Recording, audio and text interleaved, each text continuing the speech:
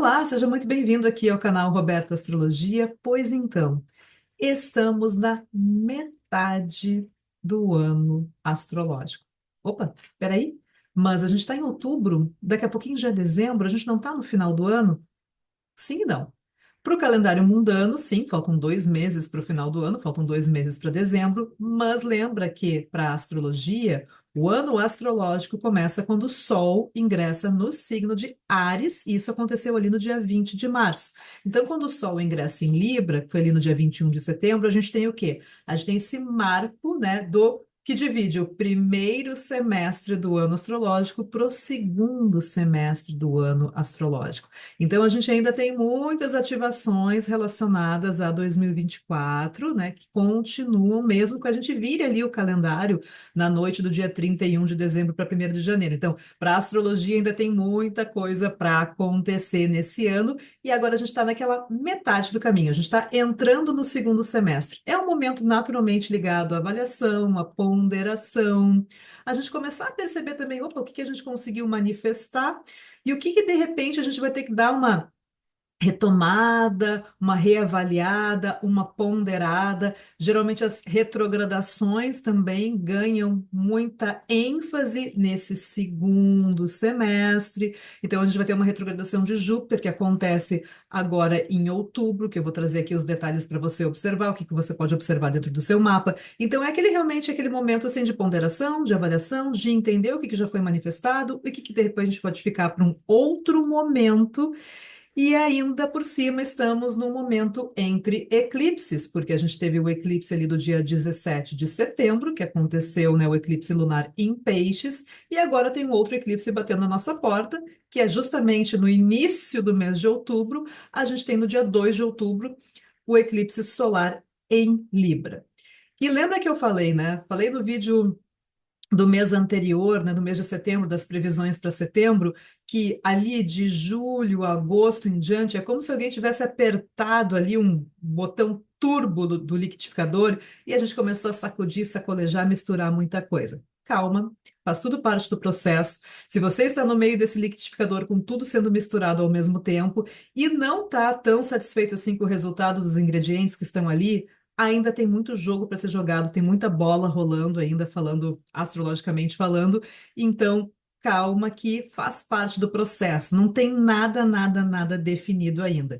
E agora, nesse vídeo, eu vou mostrar para você os principais movimentos e momentos de outubro, para você se programar, para você se preparar. E lembra que aqui eu falo dos trânsitos de uma maneira mais geral, falando do tom das coisas, do tom desse mês, das nuances e mudanças que acontecem no mês de outubro. E aí, claro, você tem que pegar o seu mapa, avaliar o que está acontecendo na sua vida para poder fazer o seu planejamento pessoal. Porque lembra sempre, né? A astrologia é sobre a vida.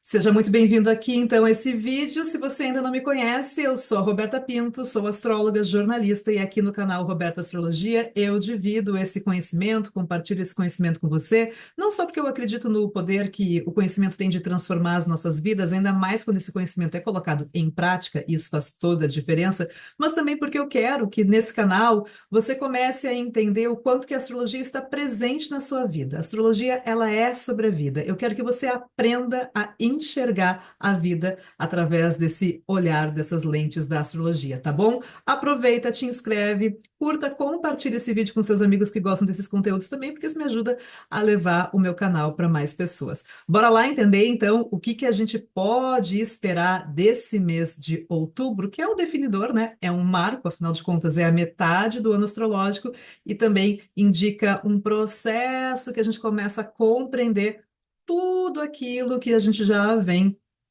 percebendo nas nossas vidas relacionado a esse processo, né, dos eclipses no eixo Ares Libra. Vou compartilhar aqui a minha tela para a gente olhar juntos para as datas, tá bom? Aqui a Uma Thurman, a deusa, né, encarnando aqui a Vênus no filme As Aventuras do Barão de Munchausen, que é um filme de 1988. Esse foi um dos primeiros papéis da Uma Thurman como atriz e ela tá maravilhosa, então coloquei ela aqui para nos inspirar, até porque o mês começa já com o eclipse do dia 2 de outubro, totalmente conectado com os temas e os assuntos da Vênus.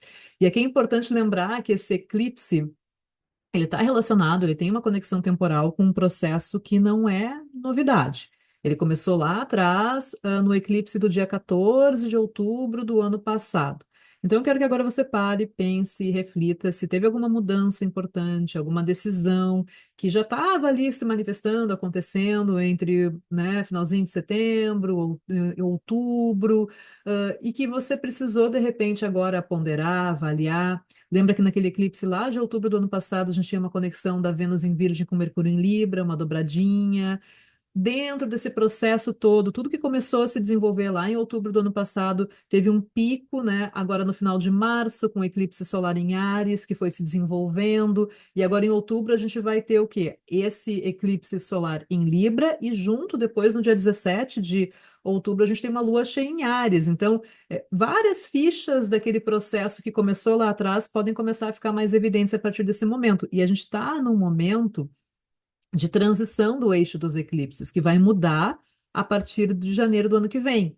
Então, no final de março, a gente tem o desfecho de todo esse processo. Agora é um momento bem interessante de você refletir, ponderar e avaliar todo esse estímulo no eixo de Áries e Libra que já vem acontecendo. Para algumas pessoas, especialmente se pega pontos com planetas pessoais ou áreas angulares, como casa 1, casa 4, casa 7, casa 10, esse período pode ter sido um pouquinho mais relevante, com sacudidas e com viradas de página. Lembra que eclipses trazem viradas de página mais significativas. Eu vou deixar o link aqui de um vídeo onde eu falo como avaliar eclipses para você assistir, tá?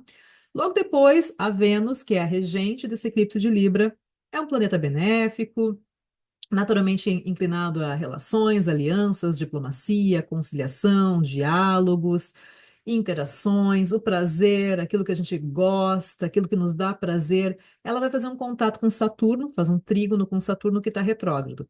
Aqui pode ser um ponto de buscar muitas vezes um entendimento de como estruturar. Lembra que Saturno fala de estruturas também. Aquilo que realmente é importante para você.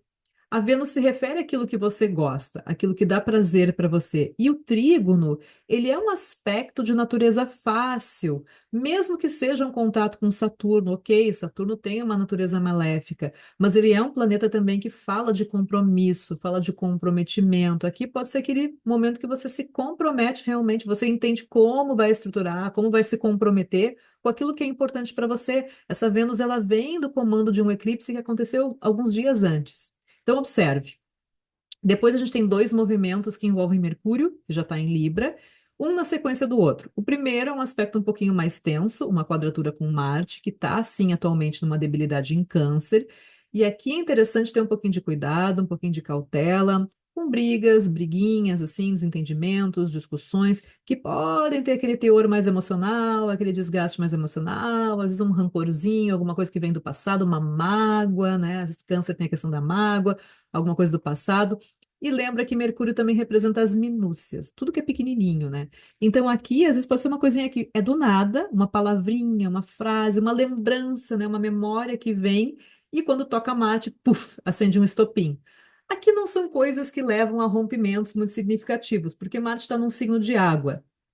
Então, ele está inclinado mais à reflexão, à absorção das coisas, às vezes à defesa, né, para se defender, a questão da autodefesa, e pode trazer, sim, aquela sensação de altos e baixos, uma questão de instabilidade. O clima pode estar um pouquinho mais sensível, sim, às reações, às informações, àquilo que você, a informação que você recebe, a forma como você entende aquilo que é dito, pode gerar, sim, algum certo tipo de desentendimento. Uns dias depois, Mercúrio sai dessa quadratura com Marte e encontra Júpiter num trígono. Então, Júpiter é um benéfico que está em Gêmeos e Gêmeos é a própria casa de Mercúrio. São dois planetas que estão, né, em signos do elemento ar e vão conversar por um trígono, então é um indicativo de movimento. Aqui as coisas podem fluir de uma maneira mais fácil, mas claro que às vezes a gente só precisa cuidar com um pouquinho de exageros, né? Tudo que envolve Júpiter pode ter um pouquinho de exagero aí, acreditar demais, enfim.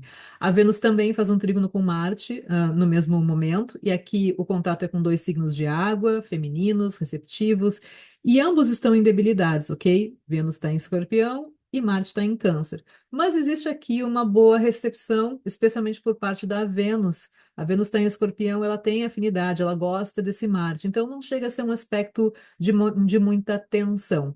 No dia 9 de outubro, A gente vai ter o início da retrogradação de Júpiter, que vai até fevereiro, e lembra que a retrogradação traz sempre uma reavaliação. Então, são pautas requentadas, não é tema novo. E para entender o que significa para você, é preciso avaliar onde esse Júpiter em Gêmeos está passando, quais são as conexões que ele faz no teu mapa. Outra dica importante aqui, uma dica de ouro, tá bom?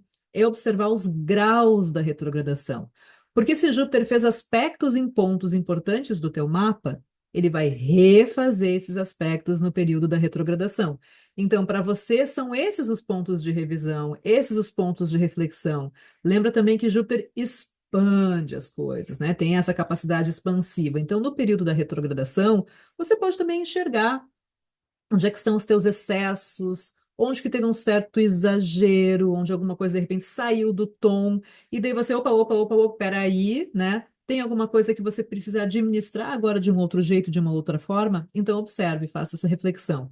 No dia 13 de outubro, a gente tem Mercúrio ingressando em Escorpião, então toda vez que um planeta entra num signo, ele muda o tom, ele pega uma outra ferramenta para atuar, ele troca de ferramenta. Já falei sobre isso em vários vídeos aqui do canal. E Escorpião é um signo de água fixo. Então, é muito receptivo e tem essa capacidade estratégica, né? Os fixos são mais parados, no sentido de que eles observam os movimentos, eles sustentam as coisas, então tem uma capacidade de levar as coisas até um longo prazo. E aqui tem uma conexão com Marte. E Marte já está no período da sombra da retrogradação, que acontece em dezembro. Então, aqui pode ser um período, inclusive, de reflexões internas, de você realmente pensar, refletir, ponderar, repensar o quê, né? Essa conexão com Marte, ações, atitudes, e aquele repensar que vem através de uma investigação, de um aprofundamento de alguma informação que podem ser importantes na tomada de uma decisão lá na frente, depois, quando Marte entrar na retrogradação. Bom, no dia 17 de outubro, a gente tem a lua cheia de Áries, e aqui tem uma conexão direta com o período ali do final entre março, de março para abril, quando a gente teve o eclipse solar de Áries, e lembra que a lua cheia sempre traz visibilidade, então você consegue enxergar de uma maneira mais clara, mesmo que seja através de um ponto de tensão, de um momento de tensão, porque a lua cheia é sempre uma hora de tensão, né? É uma oposição entre a lua e o sol. Então aqui pode ser aquele momento que cai realmente uma ficha e você começa a observar qual é o tipo de postura, atitude e ação que você precisa reavaliar. No mesmo dia, a gente também tem o ingresso da Vênus em Sagitário. E é um signo masculino, de fogo, mutável, é uma outra roupagem para Vênus, tem uma conexão com Júpiter, que já vai estar retrógrado em Gêmeos, e aqui pode acelerar algum tipo de movimento, de adaptação, de mudança conectada a essas áreas do seu mapa. E no final, a gente tem daí o ingresso do Sol em Escorpião, trabalhar as questões relacionadas ao Sol com essa capacidade de análise. A gente vai sair então da temporada de Libra, entra na temporada de Escorpião. Escorpião é um signo de água, fixo, reflexivo, tem essa capacidade de análise, estratégia, observação, aprofundamento das coisas. Então, pode ser um excelente momento para você trabalhar algum tipo de planejamento, de estratégia conectada à área de Leão do seu mapa. Lembra que o Sol comanda a área de Leão. Então, se você tem Leão na casa 2, por exemplo, pare, veja o seu planejamento financeiro. Como é que você está gastando, utilizando e administrando os seus recursos? Se você tem Leão na casa 7, por exemplo, você pode trabalhar as relações, sejam elas comerciais ou amorosas, com essa nuance de Escorpião. Os ingressos solares, eles são um pouquinho mais sutis, mas eles podem ser trabalhados também fazendo essa conexão, né, dos temas que você tem na área de Leão do seu mapa com o local por onde o Sol está passando. Então, faça essa experiência, analise, né, olhando para o seu mapa e experimente fazer isso esse mês. Depois a gente fecha o mês de outubro, né, com o contato de Mercúrio e da Vênus com Saturno. E Saturno esse, ele vai voltar para o movimento direto em novembro, mas aí é assunto para o próximo mês. Então, esse é o recado do vídeo de hoje. Deixe o seu comentário, curta, compartilhe, faça as suas anotações, as suas ponderações, as suas avaliações e até o próximo vídeo.